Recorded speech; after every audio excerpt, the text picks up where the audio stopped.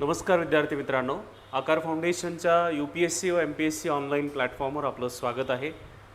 विद्यार्थी मित्रांनो, जवळपास एक महिना झालेला आहे। एक महिना पूर्वी म्हणजे साधारणतः 1 ऑगस्टला कंबाईन ग्रुप सी म्हणजे महाराष्ट्र संयुक्त गट क सेवेच्या 228 पदांची जाहिरात आलेली होती। सो आज म्हणजे इथून मागे 22 दिवस 20 ते 22 दिवस त्याला झालेत। आज 22 ऑगस्ट आहे आणि आजची या पदांच्या ज्यांना कोणाला अप्लाय करायचं आहे त्याची लास्ट डेट आहे। सो जे कोणी उमेदवार असे असतील की ज्यांनी अजून अप्लाय केलेलं नाही आहे त्यांनी ग्रुप सीचे ही जी पदं आहेत 228 पदं त्याला अप्लाय करता येऊ शकेल। दुसरी यातली अत्यंत महत्त्वाची बाब ती म्हणजे यामध्ये असलेली 228 पदं तर पदाच्या संदर्भात आणि इतर तयारीच्या संदर्भात आजचा जो आपलं हे सत्र आहे, आकार फाउंडेशन पुणे आणि नागपूरला कंबाईन ग्रुप सीचे आपले ऑफलाईन वर्ग सुरू होत आहेत।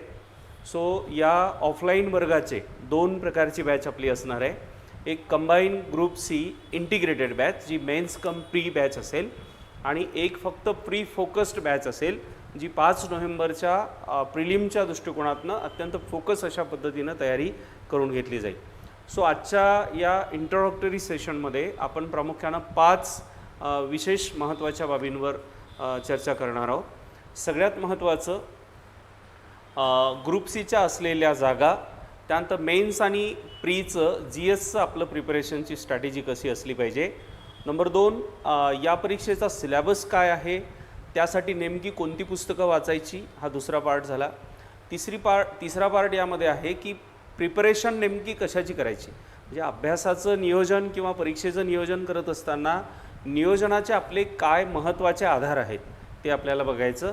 आणि चौथा जो महत्त्वाचा पार्ट असतो तो म्हणजे सराव, ज्यासाठी आपण टेस्ट पेपर्स वापरतो, त्यात PYQ आहेत किंवा इतर संस्थांचे पेपरसुद्धा आपल्याला वापरता येतात। आणि 5वा आणि अत्यंत महत्त्वाचा की जे काय काम करतो आहे त्याचं इव्हॅल्युएशन, म्हणजे आजच्या स्पर्धा परीक्षा अशा आहे की याचं जर नियोजन आपण केलं नाही तर आपण या स्पर्धा परीक्षेच्या या आजच्या एकूणच स्पर्धेमध्ये टिकू शकत नाही। आणि म्हणून उपलब्ध असलेले दिवस, आपल्याकडे उपलब्ध असलेली संसाधनं ज्यामध्ये बुक्स असतील, कुठे आपण इन्स्टिट्यूट जॉईन केलं असेल, ह्या सगळ्यांची केमिस्ट्री प्रॉपर टायमिंगला मॅच झाली पाहिजे। ती जर प्रॉपर टायमिंगला मॅच झाली नाही तर कितीही अभ्यास करून, कितीही तास अभ्यास करूनसुद्धा अनेक असे विद्यार्थी आहेत की त्यांचे रिझल्ट येत नाहीत। आणि काही असे विद्यार्थी आहेत की 1.5-2 महिने व्यवस्थित नियोजनाने अभ्यास करून प्री पास करतात, मेन्स पास करतात आणि रिझल्ट घेऊन पुढे जातात। सो हे नियोजन काय असलं पाहिजे, यातला स्टडी प्लॅन काय असला पाहिजे, ह्या 4-5 बिंदूंना घेऊन आपण चर्चा करणार आहोत। सो साहजिकच आपल्याला जर लेक्चर मध्ये किंवा या परीक्षेमध्ये जर यश मिळवायचं असेल तर पहिली बाब आपली ही असते की जागा किती आहेत आणि परीक्षा कधी होणार आहे। तर जागेच्या संदर्भामध्ये सुद्धा आपलं असतं की जागा जरा कमी आहेत, मग कट ऑफ कमी जास्त होईल का, तर ग्रुप सी म्हणजे कंबाईन ग्रुप सीचे टोटल 228 पदांसाठी ही जाहिरात आहे। पण आता आपण पाहतो की राज्यसेवेच्या जवळपास 340 जागा वाढल्या, अगोदर असलेल्या जागांमध्ये वाढ होऊन ते 501 पदं झाली। या अगोदरची जी कंबाईन ग्रुप बीची परीक्षा झाली ती जवळपास परीक्षा होईपर्यंत 800 पदांपर्यंत गेली होती। आणि म्हणून आयोगाचं कसं असतं, शासन जेवढ्या पदांना मान्यता देतं त्या पदाची आयोग डायरेक्ट जाहिरात काढतं आणि परीक्षा होईपर्यंत आणखी जर शासनाकडनं त्याच पदांची मान्यता आली तर ती पदं जी असतात ती जी होणारी परीक्षा असतात त्या परीक्षेमध्येच इंटिग्रेट केली जातात। म्हणजे ही जी पदसंख्या आहे ही वाढण्याची शक्यता आहे। नाही वाढली तरी ही पर्याप्त पदं आहेत, म्हणजे एखाद्या राज्य शासनातली वर्ग 1 आणि वर्ग 2ची एवढी पदं म्हणजे पदसंख्या कमी नाही, हे राज्याचं गणित म्हणतोय आपण। UPSCचा विचार केला तर 1000 जागा असतात, एवढ्या मोठ्या राज्यातनं विद्यार्थी त्याच्यामध्ये असतात। मग एका राज्याची एवढी पदं, त्यातल्या त्यात ही एक परीक्षा आहे ग्रुप सीची, ग्रुप बी आणखी वेगळी आहे, राज्यसेवेचं वेगळं आहे, त्यामुळे याला पदसंख्या कमी असं म्हणता येणार नाही। सो परीक्षा कधी आहे, आता परीक्षा आहे 5 नोव्हेंबरला, बरोबर आहे। मग आता 2 बाबींचं आपल्याला नियोजन करावं लागेल। एक तर आपला अभ्यास झाला पाहिजे आणि दुसरं तो 5 नोव्हेंबरच्या आधी झाला पाहिजे। तर अभ्यास सुरू केला आणि मग परीक्षानंतर कंप्लीट झाला तसा अभ्यास हा कधी पूर्ण होतच नाही, परंतु परीक्षेत पास होता येईल एवढा अभ्यास तरी आपला तिथपर्यंत पूर्ण झाला पाहिजे। सो हे पदसंख्येचं तुम्हाला माहीतच आहे, पण कोणी नवीन विद्यार्थी असेल तर त्यांच्यासाठी म्हणून घेतलं आपण। 228 ही पदं आहेत, 5 नोव्हेंबरला रविवारला ही परीक्षा पूर्वपरीक्षा होणार आहे. म्हणजे आजपासून जर सरळ सरळ आपण बघितलं तर 75 दिवस आपल्या हातामध्ये आहे. तर यामध्ये उद्योग निरीक्षकाची किती पदं होती? 6 पदं होती. दुय्यम निरीक्षक म्हणजे स्टेट एक्साईज ग्रुप सीची दुय्यम निरीक्षक म्हणजे sub inspector state excise total 9 पदं होती. वित्त विभागामधलं टॅक्स असिस्टंटची 144 पदं होती. म्हणजे बाय प्रमोशनमध्ये sale tax assistant commissioner of sale टॅक्सपर्यंत हा विद्यार्थी जाऊ शकतो. ओके, हां, म्हणजे अर्थात मध्ये काही गडबड नाही केली तर हां. तर हे झालं. त्यानंतर लिपिक टंकलेखकची 89 पदं आहेत, बरोबर आहे, ते मराठीची होती. ही इंग्रजीची इकडे परत 10 पदं आहेत. सो ही पदसंख्या आता याच्यात आपण फार काही चर्चा करण्याची गरज नाही. मी आता शेवटच्या पॉईंटवर येतो डायरेक्ट, की ज्याच्यामध्ये तुम्हाला फॉर्म भरायचा आहे, बरोबर आहे. हां, तर त्याच्यामध्ये आजच याची लास्ट डेट आहे फॉर्म भरण्याची, बरं का. हां, हे बघा 22 ऑगस्टपर्यंत आपल्याला आज रात्रीपर्यंत फॉर्म भरायचे आहेत. मी आशा करतो की तुम्ही सगळ्या डॉक्युमेंट्स तयार असाल आणि तुमचे कोणी मित्र असतीलच. शेवटच्या दिवशी आपल्यापैकी एखादा तरी शक्तिमान असतोच, तर त्याला सांग की तू गंगाधर आता जास्त वेळ राहू नको, है ना. हां, तर ते आज फॉर्म भरून झाला पाहिजे. ओके, त्या पुढे मग ते ऑनलाईन फॉर्म फीस सबमिशन होऊ शकली तर उत्तमच आहे, नाही तर मग चलनासाठी 2 दिवस आणखी आहेत आपल्याकडे. पुढे चला. आता हे झालं. आता नियोजनाचा पहिला पार्ट काय? जागा किती आणि परीक्षा कधी. सो प्रिलिम्सचं तर क्लिअर झालं. आता दुसरा पार्ट, ही परीक्षेची जर तयारी करायची आहे तर कशाची करायची, किती पुस्तकं वाचायची, कुठला क्लास लावायचा, हे सगळे सिम्पटम्स आहेत. मेन ऑब्जेक्ट काय आहे? मेन ऑब्जेक्ट हे आहे की प्री एक्झाममध्ये मार्क्स किती घ्यायचे, ठीक आहे. आणि मग मार्क्स किती घ्यायचे आहेत यासाठी 2021चे कट ऑफ बघावे लागतील. चल बघा, industry inspector Maharashtra group C services pre examination 2021 याचा कट ऑफ होता 63.75. उद्योग निरीक्षक किती होता? 63.75. म्हणजे उद्योग निरीक्षक या कॅटेगरीमध्ये जर तुम्ही विचार करत असाल, उद्योग निरीक्षक या परीक्षेला मुख्य परीक्षेला जायचं असेल तर मागच्या वर्षी 63.75 कट ऑफ होता. आता 65+ जायचं आहे. का? राज्यसेवा डिस्क्रिप्टिव्ह झाली आहे. त्याच्यातले असे सगळे प्लेयर्स की ज्यांना डिस्क्रिप्टिव्ह लिहिण्याबद्दल थोडी अडचण वाटते ते सगळे ग्रुप बी आणि ग्रुप सीवर तुटून पडलेले आहेत. इस साल नाही तो कभी नाही अशाही परिस्थितीमध्ये ते सगळेजण इथं कॉम्पिटिशनमध्ये आहे. So plan 65+ target for which post? Industry inspector. दुसरं पद कुठलं आहे बघा? दुसरं पद आहे, टोटल पद 5 आहे त्याच्यामध्ये, सब इन्स्पेक्टर स्टेट एक्साईज. हां, किती कट ऑफ लागला ओपनचा? 64.75. म्हणजे दुय्यम निरीक्षक राज्य उत्पादन शुल्क 64.50 म्हणजे ऑलमोस्ट 65. ठीक आहे. मी आता हे पुढचे कट ऑफ सांगून देतो आणखी तुम्हाला. त्यानंतर आणखी कुठलं आहे? टेक्निकल असिस्टंट 70.75 कट ऑफ केलेला आहे 2021चा. ओके. त्याच्यानंतर पुढे बघा, क्लर्क टायपिस्टचा 49.50. आता याच्यामध्ये टायपिंग आणि इतर सगळ्या त्या बाबी असतात, त्याच्यामुळं हा कट ऑफ थोडा कमी गेलेला असलेला आपल्याला इथे दिसतोय. ओके. परंतु तो त्या कॅटेगरीमध्ये जे उमेदवार आहे त्यांच्या तुलनेमध्ये विचार केला तर तो कट ऑफ कमी नाही आहे. ठीक आहे. म्हणजे ज्यांनी दिला आहे ते सांगतील तुम्हाला बरोबर. टॅक्स असिस्टंटचा 59 गेलेला आहे कट ऑफ ओपनचा. मी ओपनचे सांगितले तुम्हाला सगळे. बाकीचे मग कॅटेगरीचे तुम्ही बघून घ्या. आणि याचं मी तुम्हाला हे PPT इथे खाली आपलं आकार UPSC MPSCचं जे टेलिग्राम ग्रुप आहे त्यावर टाकतो. आता मी सिलेबसला सुरू करण्याआधी कट ऑफ का घेतला हे आधी सांगतो. जोपर्यंत आपण मानवी स्वभाव आहे, व्यक्तीच्या समोर जोपर्यंत टार्गेट असत नाही तोपर्यंत तो कामच करत नाही. त्यामुळे आपण अभ्यासाचं नियोजन करताना आधी स्वतःला टार्गेट दिलं पाहिजे की मला प्रिलिम्समध्ये एवढे मार्क्स कव्हर करावेच लागेल तरच मी मुख्य परीक्षेला पात्र होणार आहे. सो मग एकूण काय तर हा नियोजनाचा अत्यंत महत्त्वाचा पार्ट आहे की आपल्याला किती टार्गेटपर्यंत पोचायचं आहे. आणि जेव्हा आपलं टार्गेट फिक्स होतं की मला 65+ माझा स्कोअर न्यायचा आहे, त्यावेळेला मग सब्जेक्ट वाईज आपल्याला नियोजनाकडे जावं लागतं. की पूर्वपरीक्षेमध्ये जर आम्हाला 65 मार्क्स घ्यायचे असेल तर 7 विषय आहेत. या 7 विषयामध्ये असे किमान 4 विषय मला बनवावे लागतील की ज्यामध्ये 10पेक्षा जास्त प्रश्न माझे बरोबर येतील आणि उरलेल्या 3 विषयामध्ये किमान माझं नियोजन असं असलं पाहिजे की ज्यामध्ये मला किमान 6 पेक्षा जास्त मार्क्स मला कसे घेता येतील. ओके, अशा नियोजनाकडे नंतर मायक्रो लेवलला आपल्याला वळता येतं. सो म्हणून काय तर नियोजनाचा पहिला पार्ट की जागा किती, परीक्षा कधी. परीक्षा कधी म्हणजे याच्यावरून ठरलं की दिवस किती आहेत माझ्याकडे आता, तर 75 दिवस पर्याप्त वेळ आहे. 7 विषय हे तेच आहेत की ज्याचा ऑलरेडी तुम्ही अभ्यास केलेला आहे, शालेय जीवनात सुद्धा याचा अभ्यास झालेला आहे. सो अशा 75 दिवसामध्ये GSच्या आणि ॲप्टिट्यूड म्हणजे अंकगणित आणि बुद्धिमापन चाचणी अशा 7ही सेक्शनची अत्यंत व्यवस्थित तयारी करता येणं शक्य आहे. सो दुसरा टार्गेट काय बघितलं आपण, कट ऑफ. आता या कट ऑफला 65+ कसं न्यायचं त्याच्याकडे मी आता वळतो. ओके, चला त्याच्यासाठी आपल्याला सिलेबस सेक्शनकडे यावं लागेल. जसं की तुम्हाला माहितीच आहे की महाराष्ट्र ग्रुप सी प्री एक्झामला तुम्हाला 7 सेक्शन आहे. या प्री पेपरचं नाव सामान्य क्षमता चाचणी आहे, ज्यामध्ये प्रश्नसंख्या, आता या स्वरूपाकडे थोडंसं लक्ष द्या.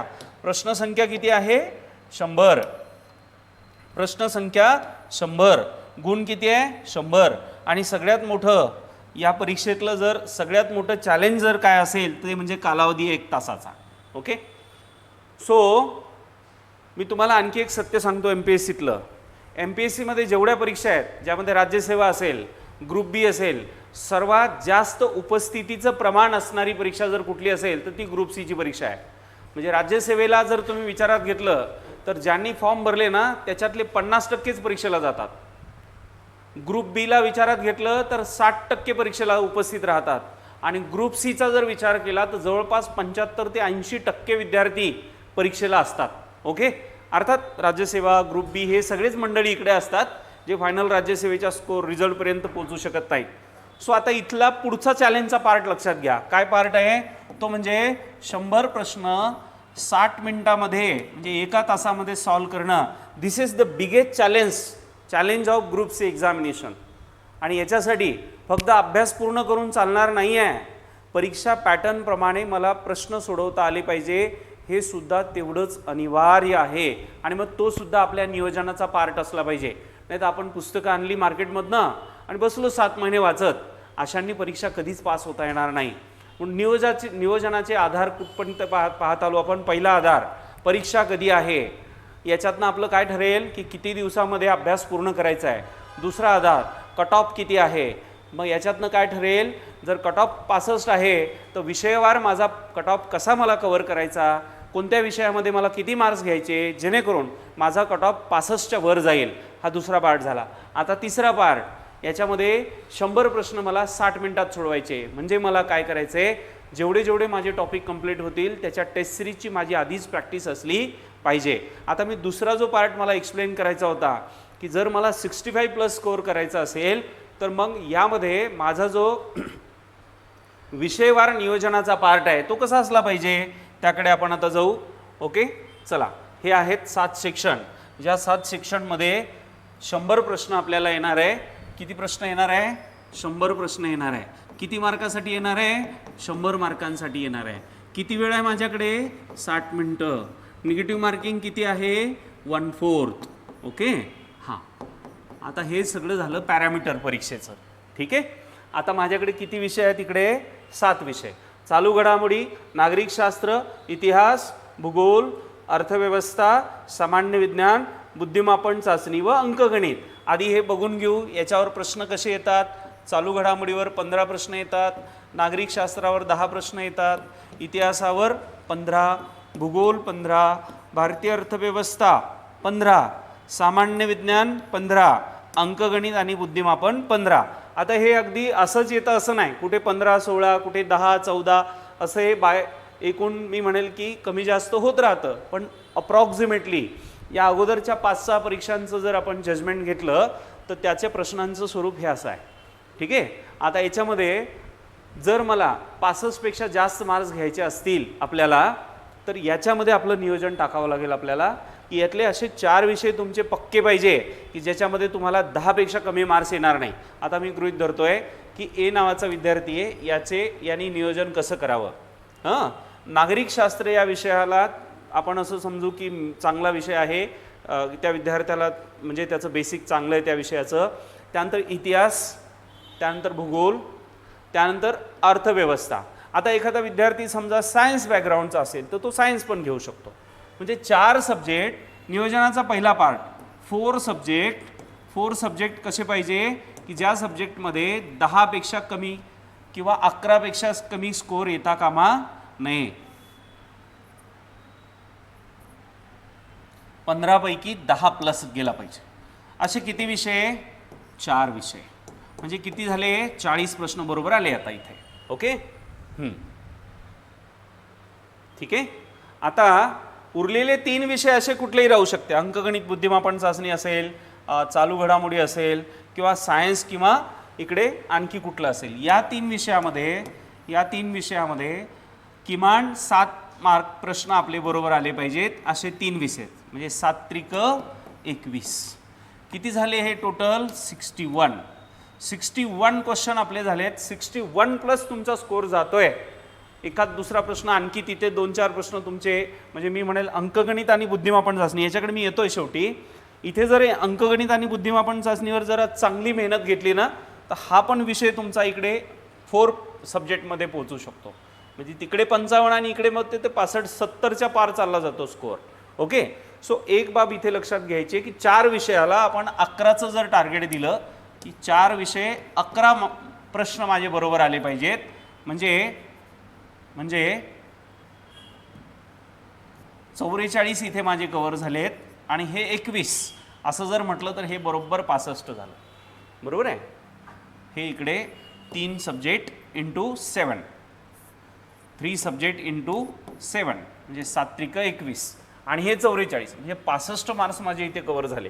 आता हे काही अंकांची काही बेरीज वगैरे असा पार्ट नाही आहे. सरळ सरळ ध्यानात ठेवा, महाराष्ट्रातनं जेही विद्यार्थी ही परीक्षा पास करतात त्या विद्यार्थ्यांचे किमान 7 पैकी 4 ते 5 असे विषय आहे की ज्यामध्ये त्यांचा स्कोर 10 पेक्षा कमी येत नाही. आणि उरलेल्या विषयामध्ये ते 7 प्लस जर कव्हर केला तरच हे विद्यार्थी पुढे जाणार आहेत. सो एकूण काय तर 7ही विषयांचं नियोजन उर्वरित 75 दिवसामध्ये आपल्याला ह्या नियोजनाला ठेवावं लागेल आणि या नियोजनाच्या आधारावर आपल्याला 65 प्लस जे मार्क्स आहे ते घेता येतील. ओके, सो इथे आता मी सब्जेक्टला फार एक्सप्लेन करत नाही कारण ते आपण एक्झामच्या एकूणच पुढच्या प्लॅनिंगमध्ये त्याला घेणार आहे. आता आपल्याला 60 किंवा 65 प्लस जर स्कोअर न्यायचा असेल तर पहिलं काम काय तर आधी मला सिलेबस नीट समजला पाहिजे.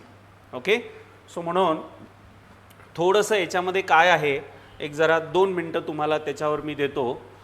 चालू घडामोडीमध्ये जागतिक व भारतातील चालू घडामोडी. ओके, आता याच्यामध्ये आपल्याला काय वाचायचं ते मी नंतर सांगणारच तुम्हाला. नागरिक शास्त्रामध्ये संविधान आहे, राष्ट्रपती, राज्यपाल, त्यानंतर केंद्रीय कार्यकारी मंडळ, कायदेमंडळ म्हणजे संसद आणि त्याची 2 हाऊस, लोकसभा आणि राज्यसभा, त्यानंतर घटक राज्य कायदेमंडळ, विधानसभा आणि विधान परिषद, आणि कार्यकारी मंडळ केंद्रातलं राज्यातलं, आणि राज्य प्रशासन, ग्राम प्रशासन व इतर शासनाची राज्यव्यवस्था. ओके, त्यानंतर हिस्ट्रीमध्ये प्रामुख्यानं भारत, त्यातल्या त्यात आधुनिक भारत आणि महाराष्ट्राचा इतिहास. भूगोलमध्ये जगाचा काही भाग भारताचा आणि विशेषत्वानं महाराष्ट्राचा भूगोल. अर्थव्यवस्थेमध्ये भारतीय अर्थव्यवस्थेच्या बेसिक संकल्पना, त्यातल्या त्यात अंदाजपत्रक म्हणजे बजेट असेल आणि सर्वे असतील. ओके, ज्याला इकॉनॉमिक सर्वे म्हणायचं इंडियाचा आणि महाराष्ट्राचा. सामान्य विज्ञानामध्ये प्रामुख्यानं 3 ब्रँचेस ज्याच्यामध्ये फिजिक्स, केमिस्ट्री, बायोच्या परत 3 वेगवेगळ्या आपण सेक्शन म्हणू, बॉटनी, झुलॉजी, हेल्थ सायन्स. बुद्धिमापन चाचणी आणि अंकगणित असे हे एकूण 7 सेक्शन. आता इथे नियोजनामध्ये एक पार्ट तुम्हाला सांगतो की बुद्धिमापन चाचणी आणि अंकगणित याची जी कॉम्पिटन्सी लेवल आहे म्हणजे एक क्षमता ही साधारणतः 7वी ते 8वीच्या विद्यार्थ्याच्या लेवलची आहे. पण बेसिक अंकगणित जर तुमचं चांगलं गेलं ना तर म्हणजे मी तर असं म्हणेल की या 7मध्ये ज्या विद्यार्थ्याचं बुद्धिमापन चाचणी आणि अंकगणित हा विषय चांगला आहे तो विद्यार्थी हमखास मुख्य परीक्षेला पात्र होणार. त्याचं कारण असं आहे की GSमध्ये ॲन ॲव्हरेज सगळ्यांचा जो स्कोअर आहे तो जवळपास सारखाच असतो. म्हणजे एखाद्याचे 11 बरोबर येतात, दुसऱ्याचे 10 येतात, तिसऱ्याचे 12 येतात, मागं पुढंच असतात, म्हणजे 1-2 मार्काचा फरक आहे. पण अंकगणित आणि बुद्धिमापनचं असं आहे की याच्यात स्कोअर सारखा नाही राहत. म्हणजे एखाद्याला अगदी 15 पैकी 12 प्लस असतात आणि एखादा अगदी 4-5 वर असतो. सो इथे गॅप जरा मोठा पडतो आणि मग अंकगणित आणि बुद्धिमापनकडे थोडं चांगलं लक्ष देणं गरजेचं आहे रिझल्टच्या दृष्टिकोनातून.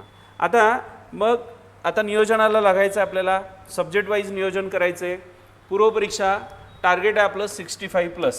ओके, 65+ टार्गेट आहे. यामध्ये पहिलं काम काय तर सिलेबस, म्हणजे प्रीला जो सिलेबस आहे त्याचाच अभ्यास करायचा आहे आणि मेन्सला जो सिलेबस आहे त्याचा केवळ मेन्सला असलेले टॉपिक आता बाजूला ठेवा, कारण 75 दिवसामध्ये ते शक्य नाही. परंतु जर ही प्री पास करायची आहे तर GS मात्र प्री आणि मेन्स लेवलवर आपलं तयार झालं पाहिजे. ओके, चला पुढे लक्ष देऊ. यामध्ये आयोगाचे प्रिव्हियस इयर क्वेश्चन पेपर साधारणतः 2021 ते 2017 पर्यंतचे मागील 5 वर्षाचे पेपर जर आपण घेतले तर आत्ता परीक्षेचं जजमेंट काय आहे, म्हणजे सध्या परीक्षेचा पॅटर्न कसा आहे याच्याबद्दलचं आपल्याला जजमेंट येतं. ओके, आणि हे जजमेंट आल्यानंतर अभ्यास करणं सोयीचं असतं की आपल्याला महाराष्ट्राच्या इतिहासात नेमकं काय वाचायचं आहे ना, किंवा भारताच्या इतिहासामध्ये नेमका भारांश कशावर आहे याचं जजमेंट आपल्याला येतं. आणि म्हणून आयोगाचे जे प्रश्नसंच आहेत त्याचे वेगवेगळे प्रश्नसंच आहेत है ना, लोकसेवा प्रकाशनाचे आहेत किंवा इतर प्रकाशनांचे आहेत, ज्याचे कुणाचे असतील ते प्रश्नसंच तुम्ही घेऊ शकता. पण मी असं म्हणेल की एक पेपर तरी किमान तुम्ही करा, म्हणजे 21 किंवा 22चे 2 पेपर जरी तुम्ही केले तरी तुम्हाला व्यवस्थित मी म्हणेल की त्याचं एकूणच अभ्यासाचं आवाका किंवा जजमेंट जे आहे ते लक्षात येतं. आता आपण सब्जेक्ट वाईज जाऊ. सब्जेक्ट वाईज नियोजन कसं असावं, त्यावर किती मार्क्स असतात आणि त्यासाठी आपण काय तयारी केली पाहिजे, काय वाचलं पाहिजे. सो चालू घडामोडीमध्ये जागतिक आणि भारतातील चालू घडामोडी असं आपल्याला एकूणच अभ्यासाला असतं. सो यामध्ये 15 प्रश्न आपल्याला येतात. यासाठी आपल्याला आपण बऱ्याचदा मासिकं, चालू घडामोडीची पुस्तकं यावर आधारित एकूणच जो काय आपला अभ्यासाचं नियोजन असतं. सो माझं आपल्याला सांगणं असेल की नाही असं करू नका. मागील 1 वर्षातले मासिक म्हणजे केवळ पुस्तकावर अवलंबून न राहता वृत्तपत्र आणि मासिकांना थोडा अभ्यासातला वेळ 1 तासाचा जरी आपण दिला तर इथले हे मार्क्स जे आहे ना, चालू घडामोडीतले मार्क्स आपले चांगले कव्हर होऊ शकतात. ओके, त्यामुळे याच्याकडे दुर्लक्ष होता कामा नये. ओके, सो वृत्तपत्र एक कुठलंही मराठी वृत्तपत्र तुम्ही वाचावं. लोकसत्ता, महाराष्ट्र टाइम्स आहे. एक इंग्लिश वृत्तपत्र इंडियन एक्सप्रेस गरज वाटली तर. हां, ओके. मासिकमध्ये लोकराज्य मासिक आहे, त्यानंतर परिक्रमा मासिक आहे.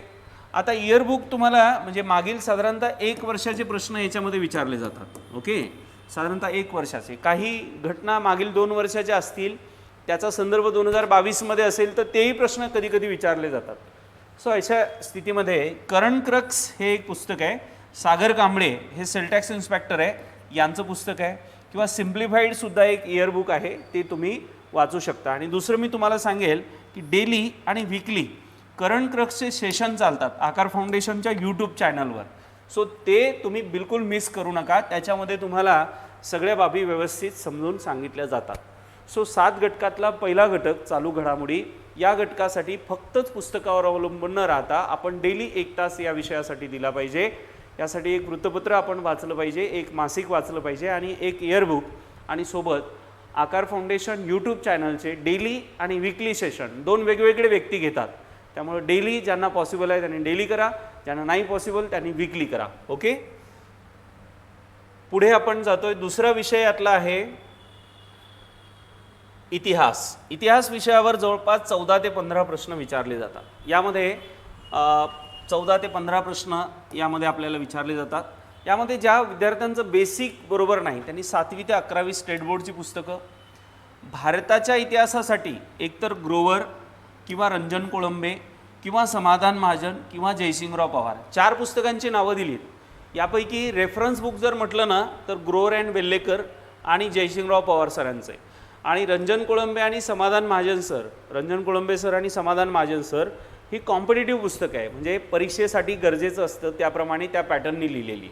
सो तुम्हाला जी भाषा ज्या पुस्तकाची तुम्हाला समजते त्यापैकी कुठलंही एकच पुस्तक घ्या, सगळी एवढी घ्यायची गरज नाही. ओके, त्यानंतर आहे महाराष्ट्राच्या इतिहासासाठी 11 स्टँडर्ड स्टेट बोर्ड घ्या आणि गाठाळ सर किंवा कठारे सर यापैकी एक पुस्तक घ्या. ठीक आहे, त्यानंतर आकार बॅचला आपण राहाल तर आकारच्या नोट्स मिळतीलच आपल्याला, म्हणजे जे पुस्तकांमध्ये नाही अशा काही बाबी मॉड्यूल स्वरूपात दिल्या जातात. आणि सगळ्यात महत्त्वाचं सब्जेक्ट वाईज PYQची तयारी करणं आवश्यक आहे. आणि म्हणून पुढचे जे काही सत्र होतील आपले, या सत्रामध्ये काही PYQचे सेशन पण होतील ज्यातून तुम्हाला जजमेंट येईल की कशी आपल्याला तयारी करायची आहे. सो हे झालं हिस्ट्रीच्या बाबतीत. आता पुढचा विषय आपला नागरिकशास्त्र किंवा याला पॉलिटी म्हणा, भारतीय राज्यव्यवस्था म्हणा, इथे काय दिले तर नागरिकशास्त्र दिले, भारताच्या घटनेचा प्राथमिक अभ्यास, राज्य व्यवस्थापन आणि ग्रामप्रशासन. टोटल प्रश्न साधारणतः 10 ते 12 येतात. सो यामध्ये 5वी ते 10वी स्टेट बोर्ड जे सिविक्सचं बुक आहे. ओके. त्यानंतर रेफरन्स बुकमध्ये रंजन कोळंबे, एक एम लक्ष्मीकांत, या दोनपैकी एक. एम लक्ष्मीकांत बरंचसं मोठं पुस्तक आहे. सो ते राज्यसेवा UPSCच्या दृष्टीनं बनवलेलं बुक आहे. पण त्यातलं सिलेबस रिलेटेड, मग जसं आपण आधी सिलेबस वाचलेला त्यानंतर दुसरं आपण PYQ वाचणार, तर त्यातून आपल्याला जजमेंट येणार की आपल्याला काय वाचायचं आहे. ओके. त्यानंतर आपले संविधान म्हणून अभयसिंग मोहिते जे डेप्टी कलेक्टर आहे यांचं पुस्तक आहे, ते तुम्ही घेऊ शकता. पंचायत राज सेपरेट म्हणजे मेनसाठी गरजेचं खरं म्हणजे किशोर लवटे यांचं पुस्तक तुम्ही घेऊ शकता. त्यानंतर आकार नोट्स आणि प्रिव्हियस इयर क्वेश्चन पेपर. समजलं. हे इंडियन पॉलिटी आहे, हे पंचायत राजची. इथे इमेजेस पण आपल्यासाठी ठेवल्यात जेणेकरून आपल्याला याचं जजमेंट यावं.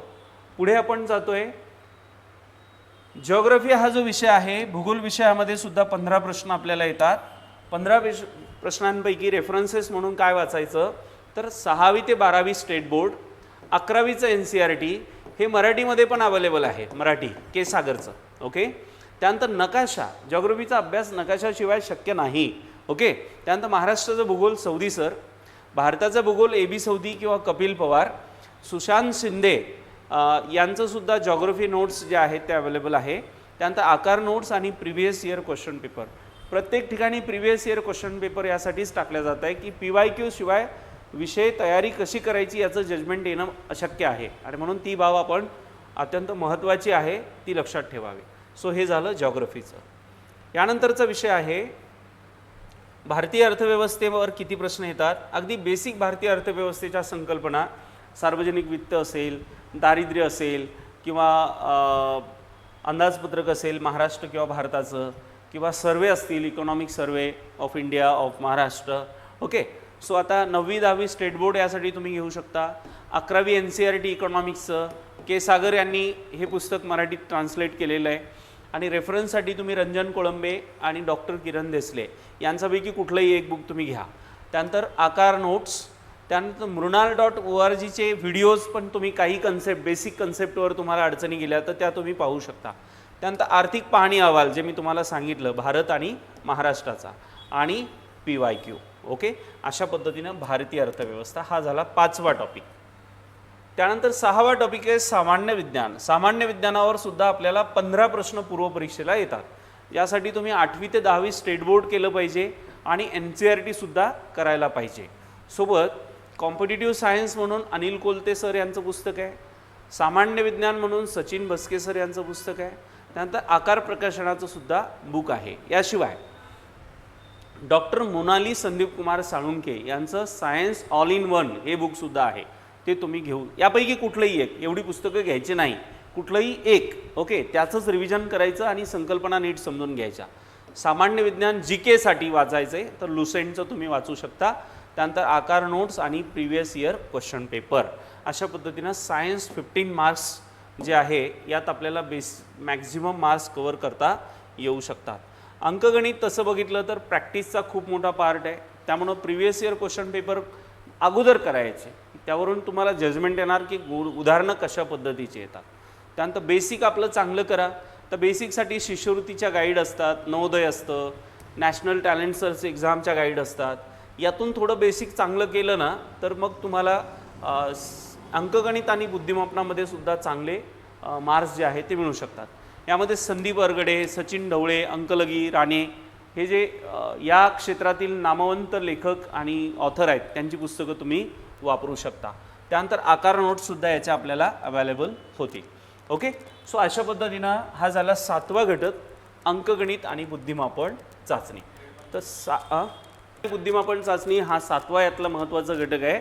आणि अंकगणित आणि बुद्धिमापन चाचणी हा आपल्याला मेन्सला क्वालिफाय करू शकेल असा घटक आहे. आणि इथे तुम्हाला रिकॉल काही करायचं नाही आहे, रिमेंबर काही करायचं नाही आहे. फक्त अंकगणित आणि बुद्धिमापन हे एक ॲप्टिट्यूड अशा पद्धतीचं मी म्हणेल सेक्शन आहे. याचे जे फॉर्म्युले आहेत ते जर आपण नीट चांगले तयार करून घेतले तर याच्यामध्ये आपल्याला चांगले मार्क्स, म्हणजे 15 पैकी 15 घेणारेही विद्यार्थी आहे, 12+ जरी आपल्याला पडले तरी एक चांगला स्कोर आपला होतो आणि मुख्य परीक्षेला आपल्याला डेफिनेटली जाता येऊ शकतं. ओके मित्रांनो, सो ही झाली, हे सामान्य विज्ञान आलं चुकून मागचं, पण अंकगणिताबद्दल बोलत होतो मी आपल्याशी. ओके, आता याच्यानंतरचा पार्ट काय मित्रांनो, सगळ्यात महत्त्वाचं पूर्वपरीक्षेच्या महत्त्वाच्या टिप्स.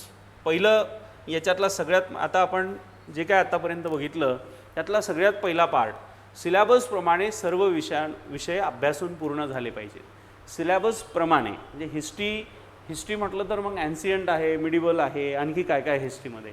पण इथे पूर्वपरीक्षेला काय वाचायचं आहे, आधुनिक भारताचा इतिहास आणि महाराष्ट्राचा इतिहास, तेवढंच आपल्याला करायचं. टॉपिक वाईज प्रिव्हियस इयर आणि घटक अभ्यासून झाला की त्यावरील प्रिव्हियस इयर क्वेश्चन पेपर आपण सोडवले पाहिजेत. म्हणजे घटक कंप्लीट झाला तुमचा. आता आधुनिक भारताचा इतिहास तुम्ही सुरू केला, कुठून सुरू केला, फॉर एक्झाम्पल युरोपियनांच्या आगमनापासून केला. मग तुमचा एक टॉपिक कंप्लीट झाला, कार्निक वॉर कंप्लीट झाले, प्लासी वॉर कंप्लीट झालं, बक्सार वॉर कंप्लीट झालं.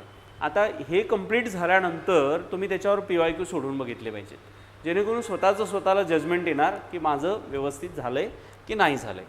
पुढे जातो आहे आपण सब्जेक्ट वाईज, म्हणजे जसं मी म्हटलं होतं की विषयवारी तुमचे 4 असे विषय पाहिजे की ज्यात 11+ तुम्हाला मार्क्स पाहिजे, आणि 3 असे विषय पाहिजे की ज्यामध्ये तुमचे 7+ प्रश्न बरोबर आले पाहिजेत. म्हणजे 4 विषय असे, 4 सब्जेक्ट असे की ज्यामध्ये तुम्हाला 11+ मार्क आले पाहिजे. म्हणजे 11 चोक 44 आणि 3 असे विषय पाहिजे की ज्यामध्ये तुम्हाला 7+ मार्क आले पाहिजे. म्हणजे हे 21, असं हे 65+ तुमचं स्कोअर जो आहे तो जाऊ शकतो.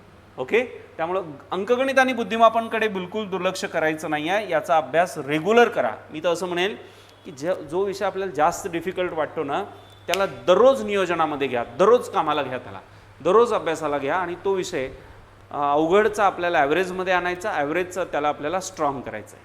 हे झालं सब्जेक्ट वाईज नियोजन. त्यासाठी कुठली पुस्तकं वाचली पाहिजे. आणि आता शेवटचा अत्यंत महत्त्वाचा, आता हे मेन्सचं आता मी तुम्हाला धावतं सांगून देतो.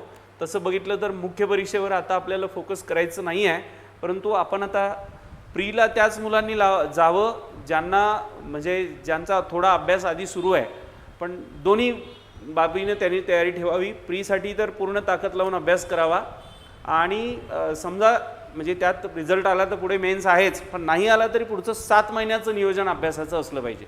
सो मराठीसाठी जवळपास 50 गुण आपल्याला असतात है ना. त्याच्यामध्ये मराठी व्याकरण आणि शब्दार्थ हा टॉपिक असतो. इंग्रजीला 30 प्रश्न असतात. आता हे मी फक्त बुक्स सांगून देतो, मग मेन्सचं आपण वेगळं सेशन घेऊ. त्यासाठी तुम्ही इंग्रजी व्याकरण MJ शेख आहे, अनिकेत पाटील, पाल अँड सूर्य आहे, आणि मराठी इंग्लिश घटकनिहाय आयोगाचे प्रश्न आपण बघितले पाहिजे. ओके, सामान्य ज्ञान हा जो यातला टॉपिक असतो. चालू घडामोडीला मी ऑलरेडी सांगितलं. माहितीचा अधिकार यासाठी यशता पब्लिकेशनचं पुस्तक आहे. संगणक व माहिती तंत्रज्ञानसाठी लुसेंटचं पुस्तक आहे. प्रिव्हियस इयर क्वेश्चन पेपर केले तरी हे कव्हर होतं. कंबाईन ग्रुप C मेन्स एक्झामबद्दल बोलतोय. ओके, पुढे जातोय. आता याच्यामध्ये दुय्यम निरीक्षकचा वेगळा सिलेबस दिलेला आहे की ज्याच्यावर तुम्हाला स्वतंत्र प्रश्न विचारले जाऊ शकतात. हे झालं मराठी इंग्रजी. ओके, हां, हे प्रश्न संख्या 60 इंग्रजी आणि 40 मराठी, आणि दुसरा पेपर 100 सामान्य ज्ञानावर असणार आणि विषयाचं ज्ञान म्हणजे त्या पदाशी संबंधित सिलेबस. आता हा इथपर्यंत संगणक माहिती तंत्रज्ञानपर्यंत 5 पॉईंटपर्यंत सगळ्यांचा सिलेबस सारखाच आहे. आता हे मानवी हक्क व जबाबदाऱ्या, द बॉम्बे प्रोहिबिशन ॲक्ट आहे, द महाराष्ट्र एक्साईज मॅन्युअल आहे, हे मेन्सला आहे. हे प्रीनंतर अभ्यासू आपण याला, आत्ता सध्या याची गरज नाही. ओके, पुढे जाऊ. हे टॅक्स असिस्टंटचा सिलेबस, मराठी इंग्रजी, नागरिकशास्त्र, भारतीय राज्यघटना, पंचवार्षिक योजना, चालू घडामोडी, अंकगणितपर्यंत सारखं सगळं एकच आहे. हे 7वा आणि 8वा टॉपिक वेगळा आहे. पुस्तक पालन आणि लेखाकर्म आणि आर्थिक सुधारणा व कायदा. आता हाही पुस्तक कायदे याच्यातले मेन्सला घ्यावे लागतील आपल्याला. हे 2 टॉपिक फक्त मुख्यचे आहेत, बाकी प्रीमध्ये पूर्ण कव्हर होतं. त्यानंतर क्लर्कसाठी पण सारखाच सिलेबस आहे. मराठी इंग्रजी, सामान्य ज्ञान, सामान्य विज्ञान, चालू घडामोडी, माहिती व तंत्रज्ञान, क्रीडा, माहितीचा अधिकार, हे मुख्यला. आता बरेचसे टॉपिक बाकी इतर मेन्सला पण आहेत. आता हे उद्योग निरीक्षकाचा लँग्वेजचा पेपर सारखाच आहे, फक्त उद्योग विभागाशी संबंधित सिलेबस वेगळा आहे जो मेन्सच्या वेळेला घेतला जाईल. ओके, हे तांत्रिक निरीक्षकचं झालं. आता स्टडी प्लॅनकडे येऊ आपण. आता मुख्य परीक्षेला मी थोडं धावतो याच्यासाठी घेतलं की आता आपला फोकस जो आहे तो प्रिलिम्सवर करायचा आहे आपल्याला. बॅच आपली इंटिग्रेटेडच आहे, परंतु कंप्लीट मेन्सचे जे टॉपिक आहेत ते आपण प्रीच्या नंतर घेणार आहोत. कंप्लीट मेन्सचे जे टॉपिक आहेत ते प्री नंतर घेणार आहे आणि मग मेन्सच्या याच्या एक प्रॉपर स्ट्रॅटेजीचं सेशन आणखी वेगळं मी आपलं अवश्य घेईन. ओके, चला आता आपण स्टडी प्लॅन ऑलरेडी आपण जी चर्चा केली. पहिलं काम काय? पहिलं काम स्टडी प्लॅनचं सगळ्यात पहिलं, परीक्षा कधी आहे? स्टडी प्लॅनचा पहिला नियोजनाचा पार्ट, परीक्षा कधी आहे? परीक्षा आहे आपला स्टडी प्लॅन आणि टार्गेट आहे की मिशन माझं किती आहे 65+ मला जायचं आहे. तर परीक्षा कधी आहे? एक्झाम कधी आहे? 5 नोव्हेंबरला आहे. बरं, म्हणजे किती दिवस माझ्या हातात आहे आता प्रिलिम्सला? माझ्याकडे 75 डेज अवेलेबल आहेत हातात. डिवायडेड बाय किती विषय मला अभ्यासायचे आहेत? साधारणतः 7 विषय अभ्यासायचे. तर साधारणतः 10 दिवस घेऊ प्रत्येक विषयाला, 10 days टू each सब्जेक्ट, आणि उर्वरित 5 दिवस जे आपण त्याला रिव्हिजनला ठेवू किंवा इतर काही आपण त्याला असं म्हणू की फीडबॅकसाठी ठेवू.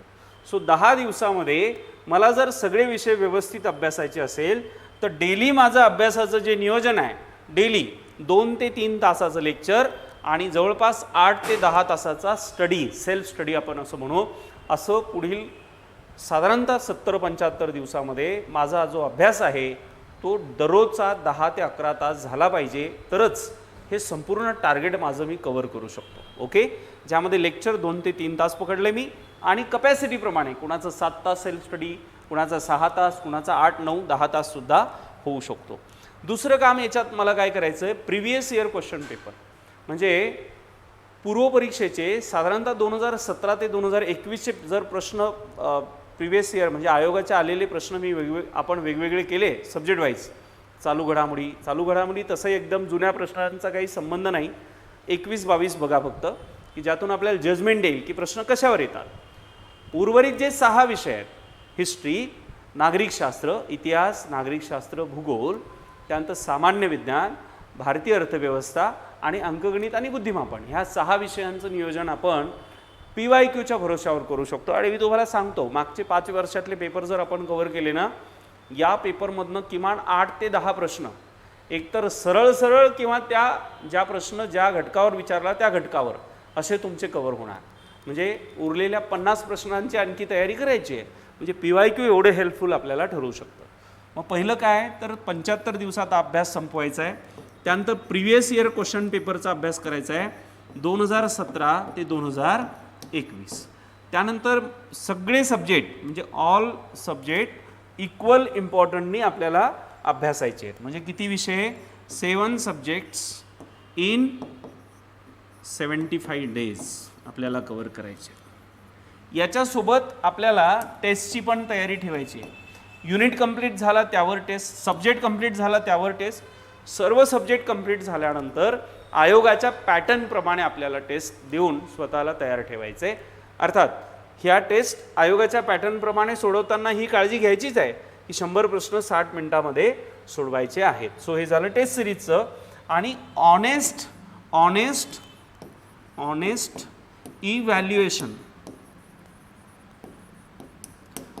इव्हॅल्युएशन म्हणजे प्रामाणिक मूल्यमापन, की माझी स्थिती काय आज, 35 मार्क्स येतात का मला, की 40 प्रश्न बरोबर येतात, की 50 प्रश्न बरोबर येतात, जे काय माझे बरोबर येतात ते प्रामाणिक आपण त्याच्यामध्ये असलं पाहिजे.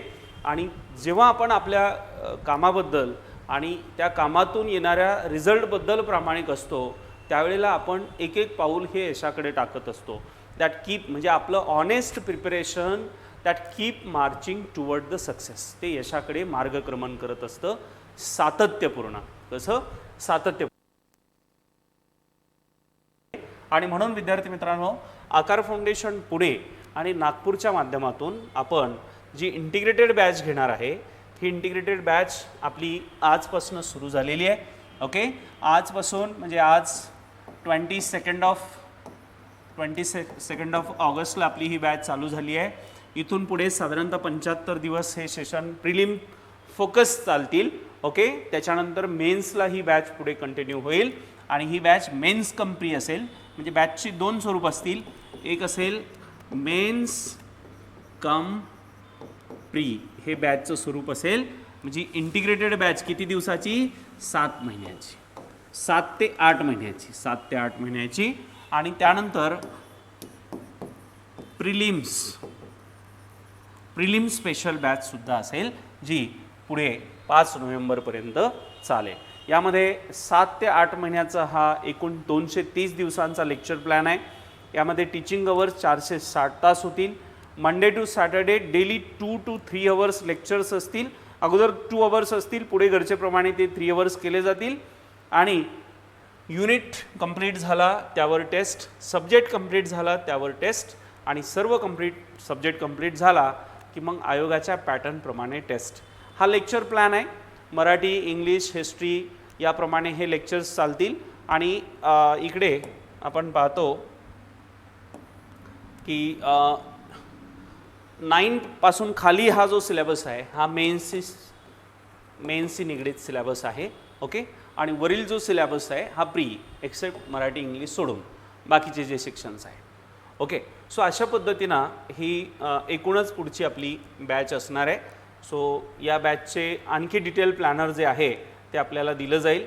ओके. सो ही आपली बॅच असेल, ज्यामध्ये कंबाईन ग्रुप बीची पण बॅच आहे, ग्रुप सीची सुद्धा बॅच आहे. मिशन 65+ 2 महिन्याची टार्गेटेड फास्ट ट्रॅक बॅचसुद्धा याच्यामध्ये आहे, ज्यामध्ये 60 डेज टार्गेटेड वर्क आणि 15 डेज प्रॅक्टिससाठी असेल. ओके. ही कंबाईन ग्रुप सीची आपली बॅच. त्यानंतर राज्यसेवेची सुद्धा आपली संस्थेची बॅच आहे, जी 2023ची तयारी करणाऱ्या विद्यार्थ्यांसाठी असेल. ग्रुप सीची टेस्ट सिरीजसुद्धा आहे. ओके. ही पण आपण जॉईन करू शकता. सो विद्यार्थी मित्रांनो, आपल्याला रिक्वेस्ट असेल की ही माहिती आपल्या मित्रांना आपण अवश्य द्या. आपलं आकार फाउंडेशनच्या या चॅनलवरनं असेच रेग्युलर सेशन चालू असतात. हे चॅनल आपण अवश्य सबस्क्राईब करा. ही ॲक्टिव्हिटी आपल्याला आवडत असेल तर त्याला लाईक करा. बेल आयकॉन त्याचा अवश्य प्रेस करून ठेवा, जेणेकरून तुम्हाला नोटिफिकेशन मिळत राहतील. आणि हे आपलं संस्थेचं आकार UPSC MPSC @आकार UPSC MPSC हे चॅनल आहे. याला पण तुम्ही जॉईन करा, जेणेकरून नोट्स असेल, टेस्ट सिरीज असेल इत्यादी संबंधित संपूर्ण माहिती आपल्याला त्या चॅनलवर टाकली जाईल. ॲडमिशन असेल किंवा तुम्हाला पर्सनल काउन्सिलिंग, काही डाऊट आहेत, काही अडीअडचणी असेल, ह्या सगळ्यांच्या संदर्भानं काही आपल्याला डाऊट्स असेल तर हे नंबर आहेत संस्थेचे, यावर आपण संपर्क साधा.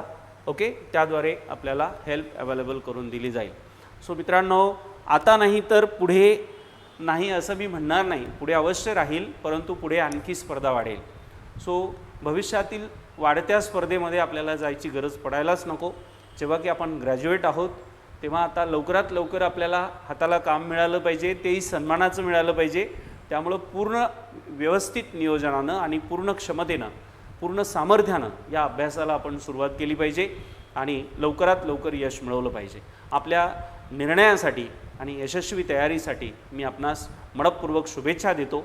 जे विद्यार्थी ऑफलाईन स्वरूपात आकार फाउंडेशन संस्थेमध्ये येऊ इच्छितात ते पुणे आणि नागपूरला येऊ शकतात, आणि ज्यांना शक्य नाही असे विद्यार्थी ऑनलाईन स्वरूपामध्ये सुद्धा आकार फाउंडेशनला जुळू शकतात.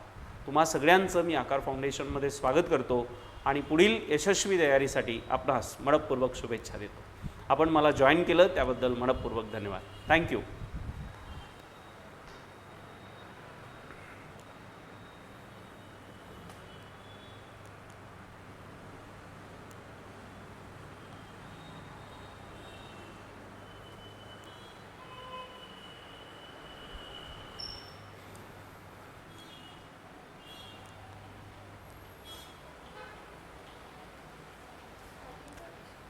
लेक्चर झालं माझं.